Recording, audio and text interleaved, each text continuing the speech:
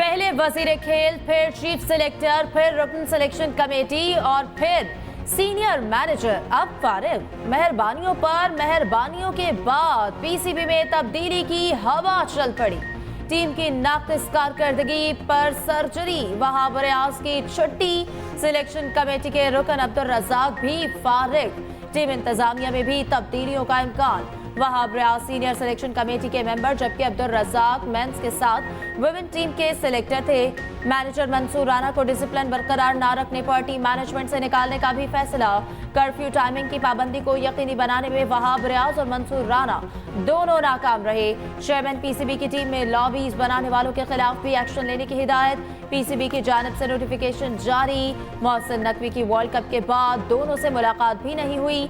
Selectors Mohammad Yusuf, Asad Shafiq और बिलाल अफजल अब भी बरकरार। पाकिस्तान की अगली होम सीरीज बांग्लादेश के खिलाफ शेड्यूल है। टीम का इंतखाब नए सिलेक्टर्स करेंगे। Coaches Gary Kirsten, Jason Gillespie और अजहर महमूद की सिलेक्टर्स से मुलाकात। बांग्लादेश के खिलाफ सीरीज से पहले क्रिकेटर्स के फिटनेस टेस्ट लेने का फैसला। सीनियर्स के साथ नौजवान खिलाड़ियों को भी मौके दिए जाएंगे। वहाब रियाज सिलेक्शन कमेटी से हटाने पर गुस्से में, बाकायदा बयान जारी करने का ऐलान। समाजी राब्ते की साइट एक्स पर अपने बयान में वहाब रियाज ने कहा, सिलेक्शन कमेटी पर दबाव डालने जैसे बयान से इत्तेफाक नहीं। एक वोट 6 पर कैसे हावी हो सकता है? मीटिंग मिनट्स में सब कुछ रिकॉर्ड पर मौजूद है। अब्दुल रज़ाक ने भी वहाब रियाज की बात की तायद कर दी। सराय के मुताबिक वहाब और रज़ाक को फारिग कराने में कोचेस की रिपोर्ट ने अहम किरदार अदा किया। दोनों पर इल्ज़ाम है उन्होंने टीम सिलेक्शन में उन खिलाड़ियों की हिमायत की जिन्होंने परफॉर्म नहीं किया। दूसरे सिलेक्टर्स उन खिलाड़ियों को मुंतखब करने के मुखालिफ थे। वहाब और रज़ाक ने उन क्रिकेटर्स को मुंतखब करने पर जोर दिया।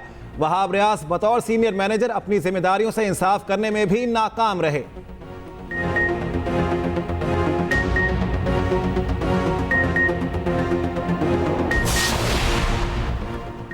फास्ट बॉलर शाहीन आफरीदी का भी रवैया नामुनासिब। कोचेस की रिपोर्ट में शाहीन की गैर संजीदा रवैये की शिकायत। ज़राए के मुताबिक हालिया दौरों में शाहीन का रवैया मैनेजमेंट और खिलाड़ियों के साथ दुरुस्त नहीं था। खिलाड़ियों ने शाहीन के रवैये की शिकायत भी की। वहाब रियाज ने शाहीन के रवैये पर भी कोई एक्शन नहीं लिया। शाहिद आफरीदी ने कप्तान पर ही उंगलियां उठा दी। टीम में सर्जरी को समझ से बाहर करार दे दिया। कहा, बाबर आजम को बहुत वक्त दिया गया। हमारे दौर में तो वर्ल्ड कप होते ही सबसे पहले कप्तान पर छुरी चलती थी। बाबर ने तो 2-3 वर्ल्ड कप में क़यादत की।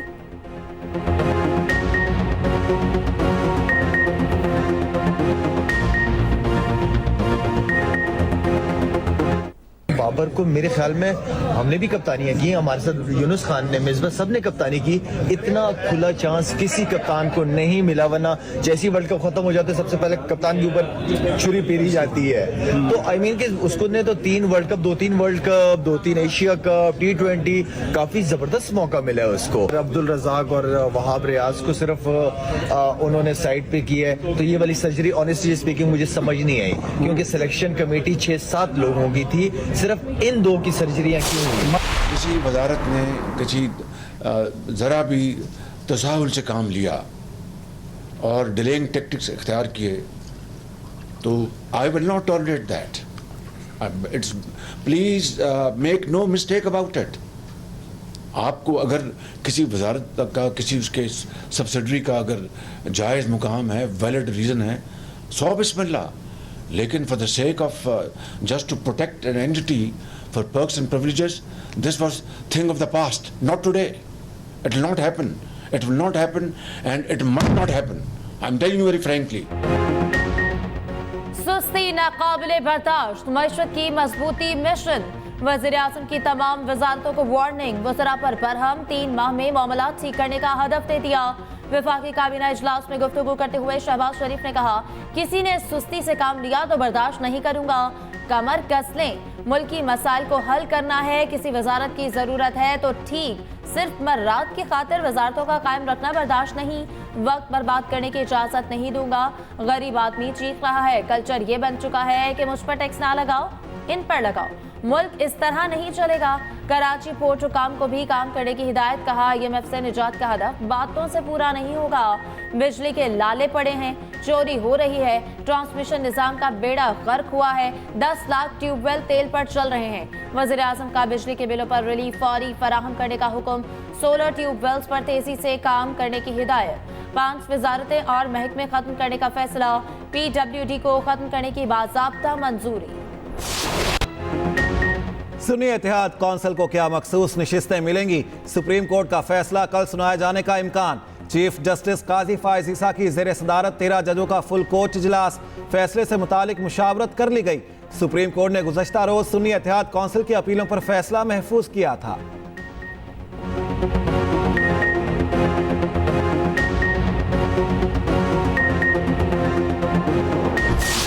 असद कैसर मेरे बहुत लायक एहतराम है। जब ये स्पीकर थे और उस वक्त ये लीडर दी ऑपोजिशन को किस तरह बोलने नहीं देते थे, ये रिकॉर्ड कैसा है। मैं एक बात इनको याद दिलाना चाहता हूँ। सबसे पहले तो ये कि स्पीकर साहब आपसे रिक्वेस्ट ये कि वो पूरा रिकॉर्ड निकाले जिसमें मियाँ साहब जो है ना 8-8 घंटे तकरीर करते थे। 8-8 घंटे तकरीर करते थे, 2-2 दिन तकरीर होती थी। और इंटरेस्टिंगली मैं दूसरी बात बताऊँ, मैं आपकी रिकॉर्ड के लिए आप बताना चाहता हूं कि कभी तारीख में ऐसा हुआ है कि बजट इजलास में फाइनेंस मिनिस्टर की तकरीर से पहले भी हमने अपोजिशन लीडर को उस वक्त मौका दिया था। असद कैसर जब स्पीकर थे तो अपोजिशन को बोलने की इजाज़त नहीं थी। वज़ीर आज़म शहबाज शरीफ का कॉपी असम्बली इजलास में शिकवा, कहा माजी में जो कुछ हुआ रिकॉर्ड का हिस्सा है। गंदम की बरामद का कोई फैसला नहीं हुआ। गंदम PTI के दौर पे पहले दरामद बाद में बरामद की गई। अरबों खरबों कहाँ गए किसी को नहीं मालूम। असद कैसर का जवाब, कहा पुराना रिकॉर्ड निकाल लिया जाए। PTI दौर में अपोजिशन लीडर ने 48 घंटे तकरीरें की। हमारे दौर में तो तकरीरें लाइव चलती थी, अब पार्लियामेंट में सेंसरशिप लग गई। वज़ीर दिफा ख्वाजा आसिफ असद कैसर पर बरस पड़े। कहा असद कैसर जब स्पीकर थे किसी अपोजिशन रहनुमा का प्रोडक्शन ऑर्डर जारी नहीं किया गया। मुझे इस्लामाबाद से पकड़ा गया, स्पीकर को इत्तला नहीं दी गई।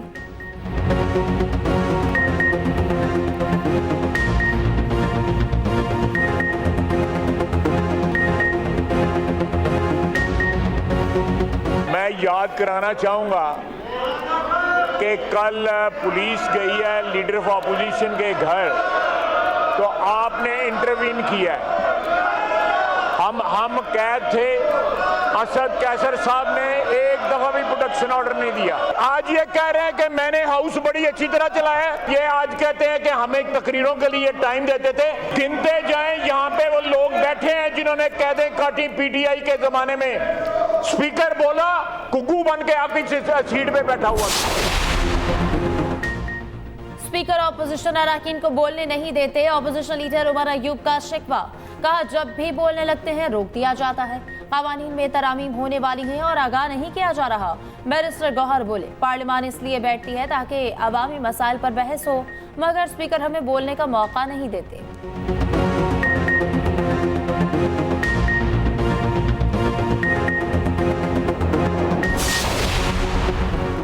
बानी PTI की सुप्रीम कोर्ट से नैब तरामीम कलअदम करार देने के खिलाफ अपीलें खारिज करने की इस्तेदा। अदालत में जवाब जमा करा दिया।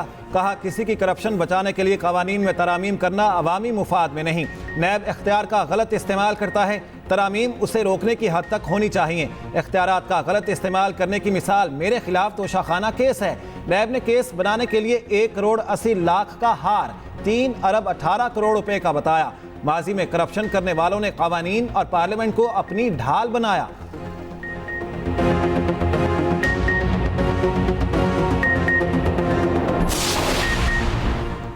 परवेज खटक की बानी PTI के खिलाफ गवाही, 190 मिलियन पाउंड केस में बयान रिकॉर्ड करा दिया। अडियाला जेल में समात बानी PTI भी मौजूद थे। परवेज खटक ने बयान में बताया, साबिक मुशीर एहतसाब शहजाद अकबर ने काबीना को बताया पाकिस्तान से गैर कानूनी तौर पर भिजवाई गई रकम पकड़ी गई। पकड़ी गई रकम पाकिस्तान को वापस की जाएगी। मामला काबीना के एजेंडे पर नहीं था, इजाफी एजेंडे के तौर पर सामने लाया गया। मुझ समेत काबीना के दीगर अरकान ने एतराज़ किया था। काबीना में रकम के हवाले से कागजात बंद लफाफे में पेश किए गए। एडिशनल एजेंडे की मंजूरी काबीना से ली गई। परवेज खटक के बयान पर बानी PTI मुस्कुराते रहे। समात 13 जुलाई तक मुलतवी।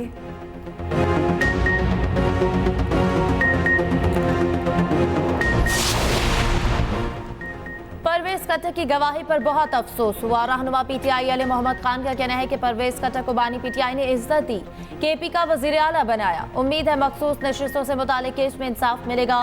पीटीआई को मजबूर किया गया वो सुन्नी इत्तेहाद काउंसिल में जाए।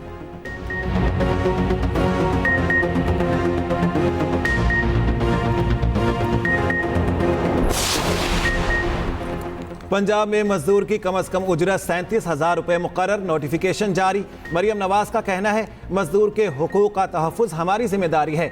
वजीर आला का लेबर के लिए 6 अरब की ग्रांट अदा करने का हुक्म।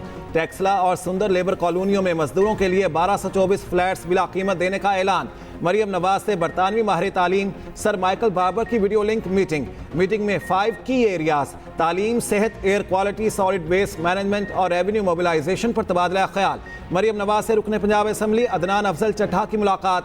वजीर आला पंजाब की लाहौर बोर्ड के पोजीशन होल्डर्स तलबा से भी मुलाकात। आला तालीम के लिए पोजीशन होल्डर्स की फीस अदायगी का ऐलान।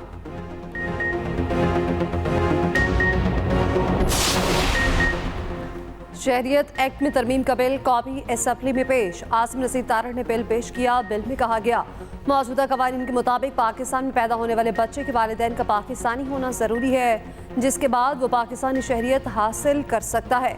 आसिम नसीर तारड़ ने कहा तरमीम लाई जा रही है, वालिदैन में से एक भी पाकिस्तानी हुआ तो बच्चे को शहरियत दी जाएगी। स्पीकर ने बिल कायमा कमेटी को भिजवा दिया।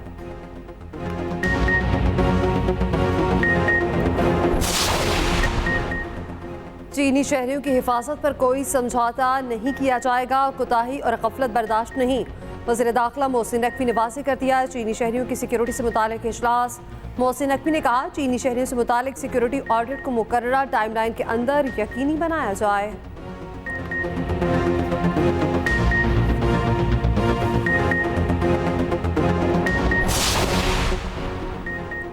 हिद्दत निकाह केस में बुशरा बीबी के वकला के दलाइल मुकम्मल। खावर मानिका के वकील को कल दलाइल देने का हुक्म। वकील बुशरा बीबी ने कहा कि मुकदमा खातून के तकद्दुस पर बराह रास्त हमला है। सजा कलअदम करार ना दी गई तो ये खवातीन के लिए शर्मनाक होगा। जुर्म तब साबित होगा जब केस साबित होता है। इस्लामाबाद हाईकोर्ट ने मुतालिका अदालत को 1 माह में फैसले का हुक्म दे रखा है। एडिशनल सेशन जज अफसल मजरूका ने कहा कि यह अपनी नौयत का पहला केस नहीं, ये केस सिर्फ हाईलाइट हुआ है। खावर मानिका के वकील सुबह दलाइल पेश करेंगे।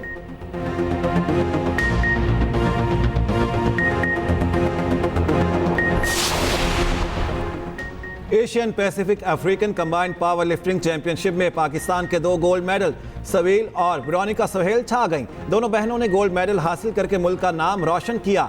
सीबल सोहेल ने 52 और वेरोनिका सोहेल 57 किलो कैटेगरी में गोल्ड जीता।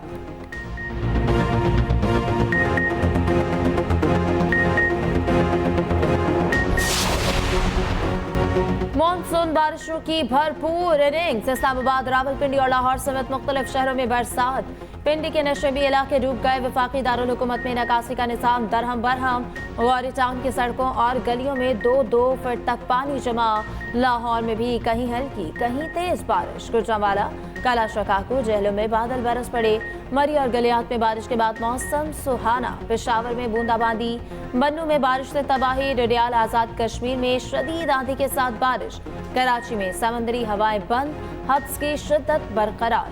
शहर में मतला, जुज़वी, अबरालूद, बलोचिस्तान के मुख्तलिफ इलाकों में भी बारिशों का इम्कान।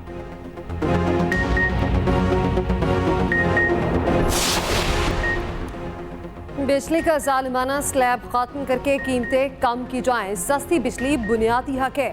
टैक्स फौरी खत्म किए जाएं। अमीर जमात इस्लामी हाफिज नईम का लाहौर में लेस्को ऑफिस के बाहर धरने से खिताब। कहा हुक्मरान नाअहली और करप्शन करे, बिल हम अदा करें।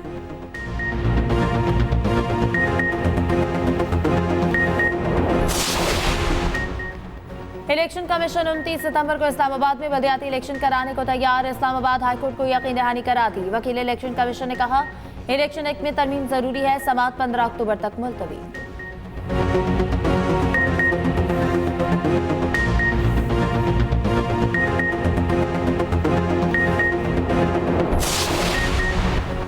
विद होल्डिंग टैक्स के खिलाफ फ्लावर मिल्स की मुल्कगीर हड़ताल। गंदम की वॉशिंग रोक दी। पिसाई और आटा सप्लाई बंद कर दी जाएगी।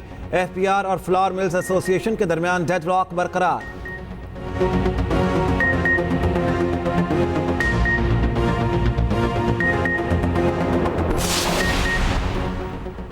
चमकनी तक अभी BRT सर्विस शुरू करने का फैसला। चमकनी तथा हैदराबाद को BRT रोड डिक्लेयर किया जाएगा।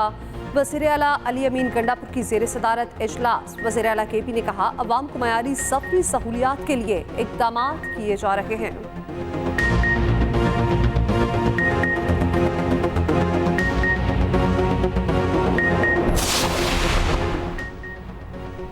पंजाब में पहली क्लाइमेट चेंज पॉलिसी की मंजूरी। सीनियर सूबाई वजीर मरियम औरंगजेब की ज़ेर सदारत इजलास। मरियम औरंगजेब ने कहा कि पॉलिसी जल्द काबीना की मंजूरी के लिए इरसाल की जाएगी। लॉन्ग टर्म और शॉर्ट टर्म बुनियादों पर काम किया जाएगा।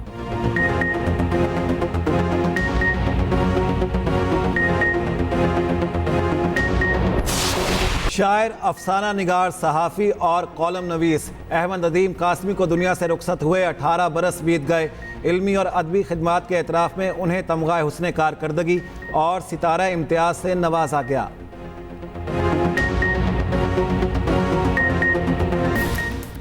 स्पेन यूरो कप के फाइनल में सेमीफाइनल में फ्रांस को 2-1 से शिकस्त। 16 साल लामीन यमाल यूरोपियन चैंपियनशिप में गोल करने वाले कम उम्र तरीन फुटबॉलर बन गए।